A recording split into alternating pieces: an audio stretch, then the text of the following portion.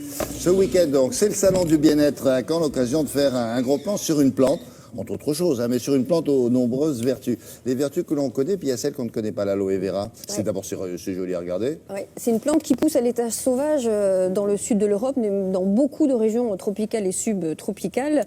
La plante la plus reconnue pour ses vertus, c'est l'aloe vera, parce qu'il y a plusieurs types d'aloès. Et bien, l'aloe vera, c'est celle qui a le plus de vertus. Et on le connaît depuis la nuit des temps. 5000 ans, on sait que déjà les onguents à base d'aloe, ça soignait les brûlures. Et bien, aujourd'hui, on sait que les vitamines qui sont contenues dans la pulpe d'aloe sont truffées de vitamines, de minéraux, 80 nutriments, vitamine A, vitamine B1, B2, etc. Il y a même du calcium et du chlore à l'intérieur, du fer, du zinc. En fait, c'est une mine d'or, l'aloe vera. Oui, mais enfin, ne la prenez pas comme ça. Hein. Il faut attendre qu'il y a des gens très bien qui la synthétisent. Alors, tout est dans la pulpe, en fait, d'aloe vera, qui est connue depuis très, très longtemps.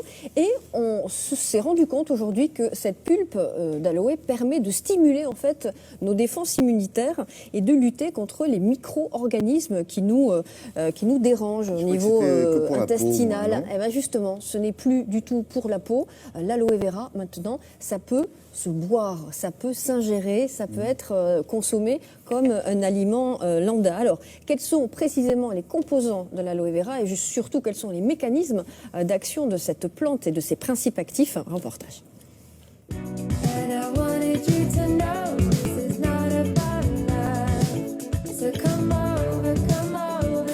L'aloe vera, c'est une plante médicinale. Médicinale, cela signifie que la plante a des propriétés bénéfiques pour notre organisme et ces propriétés sont avérées. C'est une plante grasse, arbustive, dont on va utiliser les feuilles qui sont charnues pour la fabrication des produits cosmétiques et des boissons nutritionnelles à base d'aloès. On utilise l'intérieur de la feuille. À l'intérieur de la feuille, on trouve un gel visqueux, assez épais, riche en eau, qui fabriquera après la pulpe pour l'utilisation quotidienne. Alors voici la pulpe, que l'on appelle le mucilage, et qui contient tous les principes actifs. Qu'y a-t-il dans ce mucilage? Il y a 99% d'eau, puisque la plante stocke de l'eau, et 1% de principes actifs.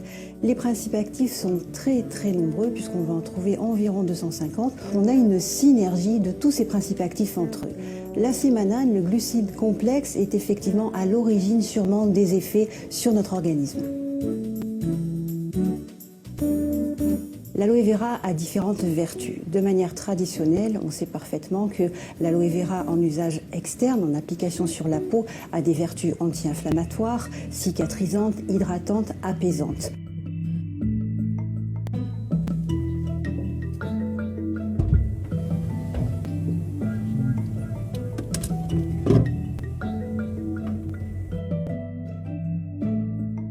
En usage interne, nous avons certains résultats d'études cliniques qui sont intéressants et qui nous montrent par exemple que le syndrome du côlon irritable peut être apaisé par la prise quotidienne d'aloe vera.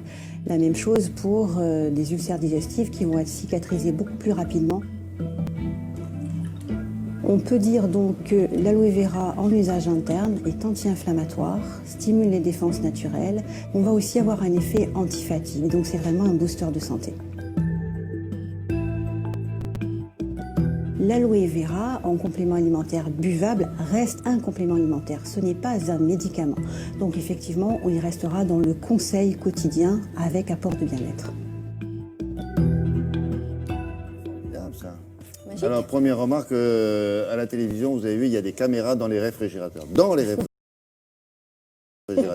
Ça, il n'y a que chez nous qu'il y a ça. Et on trouve cette aloe vera sous la forme, j'allais dire, comestible. Buvable. À quel endroit? Buvable dans les magasins de diététique, dans les magasins de nutrition spécialisés. Évidemment, ça ne se trouve pas dans les grands magasins encore, mais avec le développement justement de cette boisson, avec la démocratisation justement de l'aloe vera comestible, on devrait en voir très, très prochainement dans les magasins ordinaires. C'est bon aussi pour les affections musculo-squelettiques comme l'arthrose, paraît-il, et le diabète et même l'asthme. Ça stimule en fait les défenses immunitaires. Donc voilà, à la place du petit jaune à 17h. Un petit jaune? Un petit jus d'aloe vera. Hein, c'est pas le même objet. Hein. Oui, mais nous on fait la promotion de la santé à la télé. Ah bon, pardon. Bah oui.